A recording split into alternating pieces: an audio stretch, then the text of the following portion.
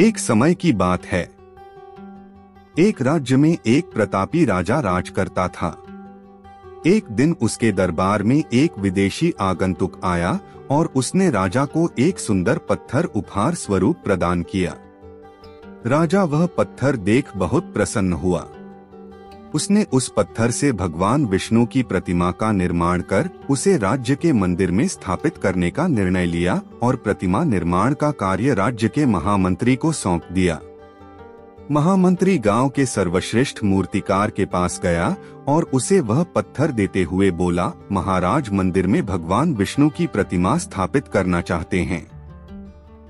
7 दिवस के भीतर इस पत्थर से भगवान विष्णु की प्रतिमा तैयार कर राजमहल पहुंचा देना। इसके लिए तुम्हें 50 स्वर्ण मुद्राएं दी जाएंगी। 50 स्वर्ण मुद्राओं की बात सुनकर मूर्तिकार खुश हो गया और महामंत्री के जाने के उपरांत प्रतिमा का निर्माण कार्य प्रारंभ करने के उद्देश्य से अपने औजार निकाल लिए। अपने औजारों में से उसने एक हथौड़ा लिया और पत्थर तोड़ने के लिए उस पर हथौड़े से वार करने लगा, किंतु पत्थर जस का तस रहा। मूर्तिकार ने हथौड़े के कई वार पत्थर पर किए, किंतु पत्थर नहीं टूटा। 50 बार प्रयास करने के उपरांत मूर्तिकार ने अंतिम बार प्रयास करने के उद्देश्य से हथौड़ा उठाया, किंतु यह सोचकर हथौड़े से प्रहार करने के पूर्व ही उसने हाथ खींच लिया कि जब 50 बार वार करने से पत्थर नहीं टूटा तो अब क्या टूटेगा। वह पत्थर लेकर वापस महामंत्री के पास गया और उसे यह कह वापस कर आया कि इस पत्थर को तोड़ना नामुमकिन है, इसलिए इससे भगवान विष्णु की प्रतिमा नहीं बन सकती। महामंत्री को राजा का आदेश हर स्थिति में पूर्ण करना था, इसलिए उसने भगवान विष्णु की प्रतिमा निर्मित करने का कार्य गांव के एक साधारण से मूर्तिकार को सौंप दिया। पत्थर लेकर मूर्तिकार ने महामंत्री के सामने ही उस पर हथौड़े से प्रहार किया और वह पत्थर एक बार में ही टूट गया। पत्थर टूटने के बाद मूर्तिकार प्रतिमा बनाने में जुट गया। इधर महामंत्री सोचने लगा कि काश पहले मूर्तिकार ने एक अंतिम प्रयास और किया होता तो सफल हो गया होता और 50 स्वर्ण मुद्राओं का हकदार बनता। हम भी अपने जीवन में ऐसी परिस्थितियों से 2-4 होते रहते हैं। कई बार किसी कार्य को करने के पूर्व या किसी समस्या के सामने आने पर उसका निराकरण करने के पूर्व ही हमारा आत्मविश्वास डगमगा जाता है और हम प्रयास किए बिना ही हार मान लेते हैं। कई बार हम 1-2 प्रयास में असफलता मिलने पर आगे प्रयास करना छोड़ देते हैं, जबकि हो सकता है कि कुछ प्रयास और करने पर कार्य पूर्ण हो जाता या समस्या का समाधान हो जाता। यदि जीवन में सफलता प्राप्त करनी है तो बार बार असफल होने पर भी तब तक प्रयास करना नहीं छोड़ना चाहिए जब तक सफलता नहीं मिल जाती। क्या पता जिस प्रयास को करने के पूर्व हम हाथ खींच ले वही हमारा अंतिम प्रयास हो और उसमें हमें कामयाबी प्राप्त हो जाए। बहुत समय पहले की बात है। घने जंगल किनारे एक गांव बसा हुआ था। उस गांव में 2 भाई रहा करते थे। दोनों भाइयों के व्यवहार में बड़ा अंतर था। छोटा भाई बड़े भाई से बहुत प्यार करता था, लेकिन बड़ा भाई स्वार्थी, लालची और दुष्ट था। वह छोटे भाई से चिढ़ता था और सदा उससे बुरा व्यवहार किया करता था। बड़े भाई के इस व्यवहार से छोटा भाई दुखी हो जाता था, लेकिन उसके प्रति प्रेम के कारण वह सब कुछ सह जाता था और कभी कुछ नहीं कहता था। एक दिन बड़ा भाई लकड़ी काटने जंगल गया। वहां इधर उधर तलाशने पर उसकी नजर एक ऊंचे पेड़ पर पड़ी। आज इसी पेड़ की लकड़ी काटता हूँ, ये सोचकर उसने कुल्हाड़ी उठा ली, लेकिन वह कोई साधारण पेड़ नहीं बल्कि एक जादुई पेड़ था। जैसे ही बड़ा भाई पेड़ पर कुल्हाड़ी से वार करने को हुआ, पेड़ उससे विनती करने लगा, बंधु मुझे मत काटो, मुझे बख्श दो। यदि तुम मुझे नहीं काटोगे तो मैं तुम्हें सोने के सेब दूंगा। सोने के सेब पाने के लालच में बड़ा भाई तैयार हो गया। पेड़ ने जब उसे सोने के कुछ सेब दिए तो उसकी आंखें चौंधिया गई। उसका लालच और बढ़ गया। वह पेड़ से और सोने के सेब की मांग करने लगा। पेड़ के मना करने पर वह उसे धमकाने लगा, यदि तुमने मुझे और सेब नहीं दिए तो मैं तुम्हें पूरा का पूरा काट दूंगा। यह बात सुनकर पेड़ को क्रोध आ गया। उसने बड़े भाई पर पत्थरों की बरसात कर दी। पत्थरों की बरसात से बड़ा भाई दर्द से कराह उठा और वहीं गिर पड़ा। इधर सूर्यास्त होने के बाद भी जब बड़ा भाई घर नहीं आया तो छोटे भाई को चिंता होने लगी। वह उसे खोजने जंगल की ओर निकल पड़ा। जंगल पहुंचकर वह उसे खोजने लगा। खोजते खोजते वह उसी जादुई पेड़ के पास पहुंच गया। वहां उसने बड़े भाई को जमीन पर पड़े कराहते हुए देखा। वह फौरन उसके करीब पहुंचा और रोने लगा। छोटे भाई का प्रेम देखकर बड़े भाई का दिल पसीज गया। उसे अपने व्यवहार पर पछतावा होने लगा। उसकी आंखों से आंसू बह निकले और वह अपने छोटे भाई से माफी मांगने लगा। उसने वचन दिया कि आगे से कभी भी वह उसके साथ बुरा व्यवहार नहीं करेगा। छोटे भाई ने बड़े भाई को गले से लगा लिया।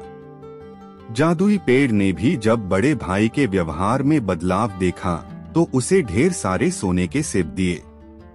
उन सोने के सेबों को बेचकर प्राप्त पैसों से दोनों भाइयों ने एक व्यवसाय प्रारंभ किया, जो धीरे धीरे अच्छा चलने लगा और दोनों भाई सुख से रहने लगे। दूसरों के प्रति सदा दयालु रहें। दयालुता सदा सराही जाती है। बहुत समय पहले की बात है। एक घने जंगल में एक तोता अपने 2 बच्चों के साथ रहता है। उनका जीवन खुशी खुशी बीत रहा था। एक दिन जंगल से गुजरते एक शिकारी की दृष्टि तोते के बच्चों की खूबसूरत जोड़ी पर पड़ी। उसने सोचा कि राजा को देने के लिए ये तोते बहुत सुंदर उपहार है। वह उन तोतों को पकड़कर राजा के पास ले गया। जब उसने वे तोते राजा को उपहार स्वरूप दिए तो राजा बहुत खुश हुआ और शिकारी को उसने 100 सोने के सिक्के इनाम में दिए।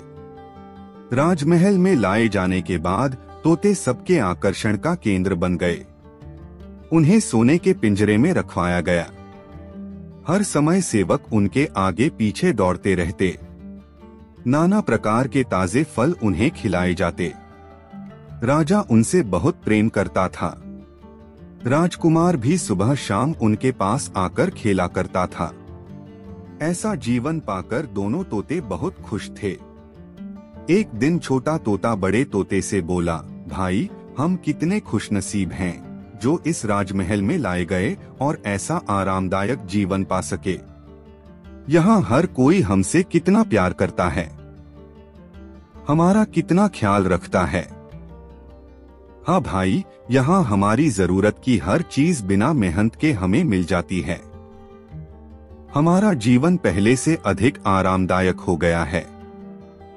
सबसे अच्छी बात यह है कि यहाँ हमें हर किसी से प्रेम मिलता है। तोते को राजमहल का आनंदपूर्ण जीवन बहुत रास आ रहा था, लेकिन एक दिन सब बदल गया। वह शिकारी जिसने राजा को उपहार में तोते दिए थे, राजदरबार में फिर से आया। इस बार उसने एक काला बंदर राजा को उपहार में दिया।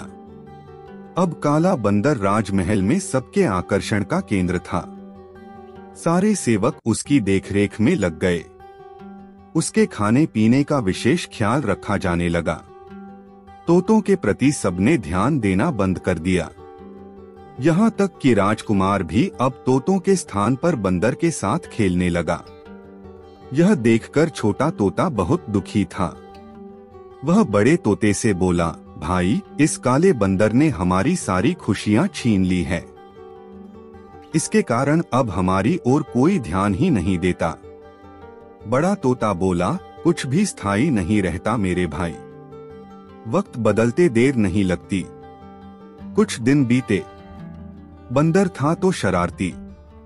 एक दिन उसने महल में बहुत उत्पात मचाया। सेवकों को बहुत तंग किया। राजकुमार भी उसकी हरकत से डर गया।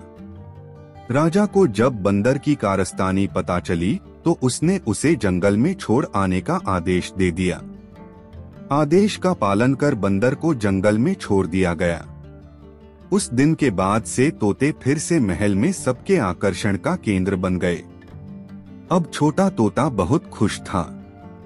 वह बड़े तोते से बोला, हमारे दिन फिर से वापस आ गए भाई। बड़ा तोता बोला, याद रखो मेरे भाई, समय कभी एक जैसा नहीं रहता, इसलिए जब समय साथ न दे तो दुखी नहीं होना चाहिए। बुरा समय है तो अच्छा समय भी आएगा। छोटे तोते को बड़े तोते की बात समझ में आ गई और उसने तय किया कि बुरे वक्त में वह धैर्य बनाकर रखेगा। कोई भी चीज स्थायी नहीं रहती, समय के साथ हर चीज बदलती है, इसलिए मुश्किल समय में धैर्य बनाकर रखें। गुरुकुल में शिक्षा प्राप्त कर रहे एक शिष्य को अपने पिता का संदेश मिला। पिता ने उसे घर बुलाया था। बिना देर किए शिष्य गुरु के पास गया और उनसे घर जाने की अनुमति मांगी। गुरु द्वारा अनुमति दे दी गई और अगले दिन शिष्य घर की ओर निकल पड़ा। वह पैदल चला जा रहा था। गर्मी के दिन थे। रास्ते में उसे प्यास लग आई। वह पानी का स्रोत ढूंढते हुए आगे बढ़ने लगा। रास्ते के एक किनारे उसे एक कुआं दिखाई पड़ा। उसने कुएं से पानी निकाला और अपनी प्यास बुझाई। उस कुएं का पानी शीतल और मीठा था। शिष्य उसे पीकर तृप्त हो गया। वह आगे बढ़ने को हुआ ही था कि उसके मन में विचार आया, इतना मीठा जल मैंने आज तक कभी नहीं पिया। मुझे गुरुजी के लिए यह जल ले जाना चाहिए। वह भी तो इस मीठे जल का पान करके देखें। यह सोचकर उसने कुएं से जल निकाला और मशक में भरकर वापस गुरुकुल की ओर चल पड़ा। गुरुकुल में उसे देख गुरुजी ने चकित होकर पूछा, वत्स, तुम इतनी जल्दी लौट आए? शिष्य ने उन्हें अपनी वापसी का कारण बताया और मशक में भरा हुआ जल उनकी ओर बढ़ा दिया। गुरुजी ने वह जल पिया और बोले, वत्स, ये तो गंगाजल की तरह है। इसे ग्रहण कर मेरी आत्मा तृप्त हो गई। गुरु के शब्द सुन शिष्य प्रसन्न हो गया। उसने पुनः गुरु से आज्ञा ली और अपने घर की ओर निकल गया। शिष्य द्वारा लाया गया मशक गुरुजी के पास ही रखा था। उसमें कुछ जल अब भी शेष था। उस शिष्य के जाने के थोड़ी देर बाद गुरुकुल का एक छात्र गुरुजी के पास आया। उसने वह जल पीने की इच्छा जताई तो गुरुजी ने उसे मशक दे दिया। छात्र ने मशक के जल का एक घूंट अपने मुंह में भरा और तुरंत बाहर थूक दिया। वह बोला, गुरुजी, ये जल कितना कड़वा है। मैं तो उस शिष्य की आपके द्वारा की गई प्रशंसा सुन इसका स्वाद लेने आया था, किंतु अब मैं समझ नहीं पा रहा हूँ कि आपने उसकी झूठी प्रशंसा क्यों की। गुरुजी ने उत्तर दिया, वत्स, हो सकता है इस जल में शीतलता और मिठास नहीं, किंतु इसमें कोई संदेह नहीं कि इसे लाने वाले के मन में अवश्य है। जब उसने वह जल पिया तो मेरे प्रति मन में उमड़े प्रेम के कारण वह मशक में जल भरकर गुरुकुल वापस लौट आया, ताकि मैं उस जल की मिठास का अनुभव कर सकूं।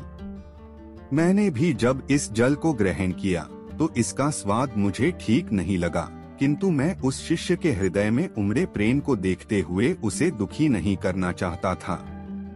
इसलिए मैंने इस जल की प्रशंसा की। ये भी संभव है कि मशक के साफ न होने के कारण जल का स्वाद बिगड़ गया हो और वह वैसा न रहा हो जैसा कुएं से निकाले जाते समय था। जो भी हो, मेरे लिए वह मायने नहीं रखता। जो मायने रखता है वह है उस शिष्य का मेरे प्रति प्रेम। उस प्रेम की मिठास मेरे लिए जल की मिठास से अधिक महत्वपूर्ण है। हमें किसी भी घटना का सकारात्मक पक्ष देखना चाहिए। नकारात्मक पक्ष देखकर न सिर्फ हम अपना मन मलिन करते हैं, बल्कि दूसरों का भी। इसलिए सदा अच्छाई पर ध्यान दें।